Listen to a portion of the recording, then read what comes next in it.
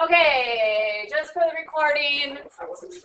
When we have enthalpy problems, remember 3 steps. First, the Q equals MC, our T. In this case, we do not add them together, but a lot of cases we do. You got to read and see if there's a reaction.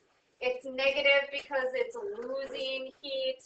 Turn it into kilojoules, scoot you back 3 situation. Somehow get to moles. Sometimes that's going to be solution mass. Sometimes it's just dividing by molar mass. Reading comprehension, you got to know what you have and then divide them out to get your kilojoules. That's like a lot. 23,000 kilojoules. Okay, let's go over the test. Okay, so methane plus O2 yields CO2 plus H2O. Okay, but in real chemistry life, a methane molecule does not just run into an oxygen and it automatically makes carbon dioxide and water. Like, that's not how it actually works. The way it works is there's these intermediate steps. So methane is going to run into oxygen, but first it's going to make carbon monoxide and water and like another oxygen. And then those run into each other and make our final step there. So what we're going to do is we're going to see how the steps are going to add up using those charty chart numbers to our overall reaction. Okay? I'm going to show you that. Hi. Why? Oh, that works. I have to tell you a couple things about what F means. Change in enthalpy F naught. Change in enthalpy, we know enthalpy is heat. Heat, as long as our pressure doesn't change, is the same thing as Q. F means formation. There are rules to this. In order to use an enthalpy of formation, one is everything has to be in its elemental form. I'm going to tell you what that means. Elemental form means the diatomics are correct. And we screwed up on diatomics already this year, so I'm a little worried about this. The diatomics are those blue starred ones. Elemental form means when it's supposed to be a diatomic, it shows it as a diatomic. The other rule is that it has to form 1 mole. In the balanced equation, the coefficient has to be 1. Okay? I'm going to show you a sample problem similar to what you could potentially see about that. Charty chart we talked about, and the very last thing we're going to do is the enthalpy of a reaction using standard values. This equation does look complicated, but it's not. What you're going to do, I like to do brackets. It's the sum, sigma means sum, of the number of moles, that's just coefficient. So if it has a 2 in front of it, we multiply it by 2. We pull the number off the chart, find it, multiply it. And we're going to do that for the products first. I will show you. And then we're going to subtract the reactants. Same game though. We're going to add it up, all the coefficients, multiplied by their charty chart number of the reactants is going to give us the total enthalpy of a whole reaction. We are going to start on number 17 for our sample problems today.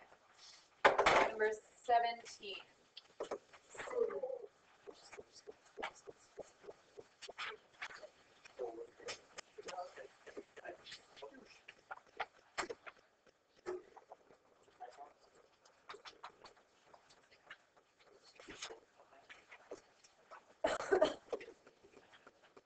Got it? Joey, do you have a question? Oh. I'm going to do this one first for you. You are not going to write anything. I'm just going to talk it out, and then we're going to do it again, and you're going to write. So put your pens now. You're just watching. Don't write anything. Just watch. Okay, So it says the enthalpy of the reaction of the combustion means plus O2 of carbon to carbon dioxide is negative 393. So it releases that much. Then it says carbon monoxide to carbon dioxide is this much. But the question is asking us to calculate what if we had this reaction instead. So the way we do these Huss's law problems is we're going to add step 1 and step 2 together and make it add up to the overall reaction here. Okay? Things I can do. Remember when you had to do trig identities and you have to like manipulate it to make it set equal to each other? That's what you're doing. You're manipulating these so it equals this. So I can reverse reactions. I can multiply reactions by something. I can divide reactions by something. I'm going to show you. The way I do it is I look and I say, okay, I need a carbon solid on the left of the arrow. Step 1 has a carbon solid on the left, so I'm like, okay, that's probably pretty good. I also notice I need a carbon monoxide gas on the right, but my step 2 has it on the left. So that's my clue that this reaction is going to get reversed. I'm going to flip it so that it adds up. Don't write anything. So you do not have to rewrite them because this isn't the actual answer. I just like to rewrite them so it all works out for me. I left that one alone. My number, which is the part that actually matters, is 393.5. I'm reversing this reaction though. How do I know? Because I need this carbon monoxide on the other side. So I'm flip-flopping it. I'm putting my carbon dioxide gas on the other side and flip-flopping this one. I have a half oxygen. Since I reversed it, I need to reverse this number. So plus 283.0. Whatever you do to it, you have to do to the value. If I multiply this by 2, I'd multiply that by 2. I'm going to add them together and hope it adds up to this reaction. Things that are exactly identical on opposite sides cancel. Just like saying plus 1 minus 1. Now look here, I have 1 O2 and I have a half O2. So those would cancel, that would be gone, and that would be 1/2. Does that make sense to you in your brain? Okay. Nothing else cancels. I'm going to add it together. I'd end up with a carbon solid, a half O2, phases matter, and a CO gas. And I'm going to really hope it matches. If it does, you're right, but that's still not the answer. The answer is the math. Negative 393.5 plus 283 is negative 110.5. I only know that just because I did it last hour, but this is your answer. Okay? Joey. You can't tell you it has to be the same phase. It has to be the same phase. Okay, so pick up your pencil. Let's do it again. Like identical. Okay? I can still see it. So either go ahead and do it if you think you can do it, otherwise follow along with me. What I'm trying to do is get my 2 steps to add up to my third, because I know my enthalpies for my 2, but I don't know my third. I'm going to reverse things, I'm going to multiply things, I'm going to divide things to make it work. CS on the left, CS on the left, so I think I'm good. But CO gas on the wrong side, so that tells me that I need to reverse this. Just like trig identities, only manipulate one side. You're only manipulating these. So I'm going to go CS, O2, CO2. I didn't do anything to it, so my number stays the same. I flip-flopped my second, so I'm flip-flopping this,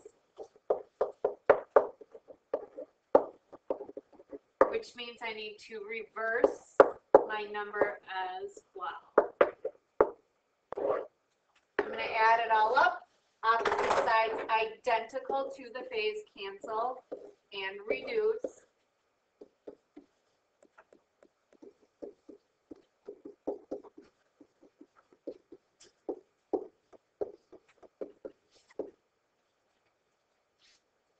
And then I'm going to push my buttons because it's not about pushing buttons, it's about being active in your learning.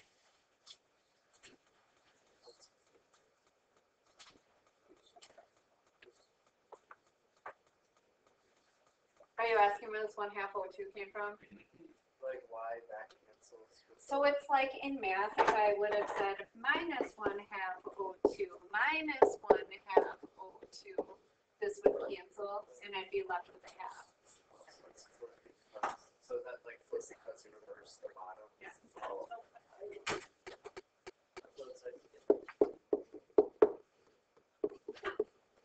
The number is the answer.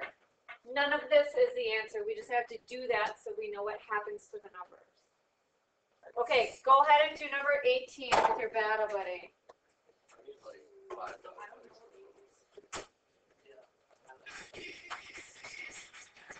Formation. So rules for formation. 1, diatomics have to be diatomics. That's called elemental form. 2, I can only form 1 mole.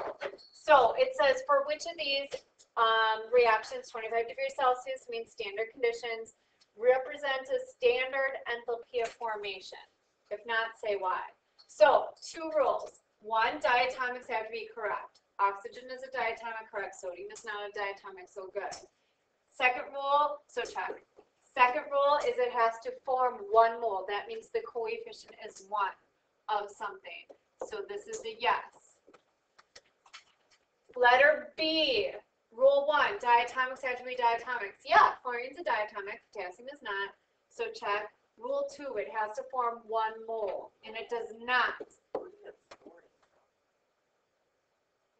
I just said fluorine is Fluorine. To change this, though, this is where those halves come from. I divide everything by 2, and that's how I would end up with those half oxygens and stuff that we saw before. So this is a no, though. This is not even a formation reaction. This is a decomposition reaction. So this is like a big no. It doesn't form 1 mole of something. It forms a bunch of, it decomposes into a bunch of stuff. Okay, now do 21. Which ones are yeses? Which ones are no's? Ready, go. So those numbers matter? Nope. No. First one's no. I'm going to cross off and read the bad parts. Do we need to do this 2 check marks? Yes, you need 2 check marks.